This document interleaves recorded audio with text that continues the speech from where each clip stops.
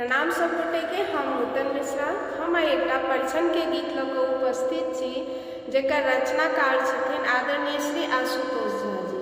तऽ आउ सुनू। जामुन सन छथि दूल्हा राजा, जोनि कियो बढ़ियन गाड़ी हे। जामुन सन छथि दूल्हा राजा, जोनि कियो बढ़ियन गाड़ी हे। आबू दूल्हा ई सब चिन्हू, नहीं तो माय के देब हम गाड़ी हे।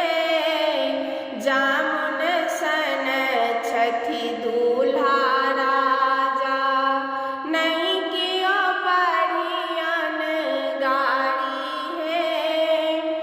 परिछन डाला जिनिस देखल, दूल्हा गेला भरमाई हे।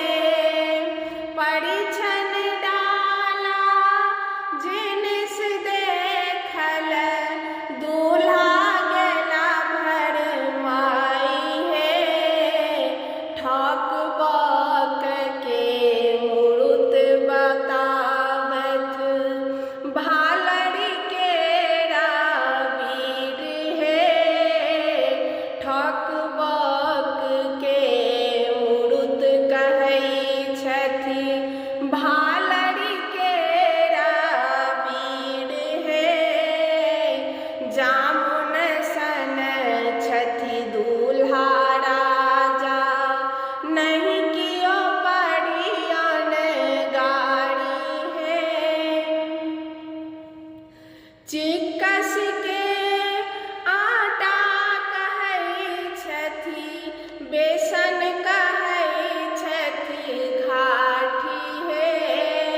चिक्कस के आटा कहै छथि, बेसन कहै छथि घाटी हे। बिज्जिए हन आँखि लगै छन, नहीं छन काजर काढ़ी हे। बिज्जिए हन आँखि लगै छनि, नहीं छनि काजर काढ़ी हे। जामुन सन छथि दूल्हा राजा, जोनि कियो बढ़ियन गाड़ी हे। ठोप पिठारक लागि रहल जेना, मड़ुआ रोटी नोन हे। ठोप पिठारक लागि रहल जेना, मड़ुआ रोटी नोन हे। बाजू दूल्हा कतेक सेर के, होइ छै एकटा मोन हे। बाजू दूल्हा कतेक सेर के, होइ छै एक मोन हे। जामुन सन छथि दूल्हा राजा, नहीं कियो बढ़ियन गाड़ी हे। कुर्ता खोलू गंजी खोलू, देखबू बाबू पेट हे। कुर्ता खोलू गंजी खोलू, देखबू बाबू पेट हे।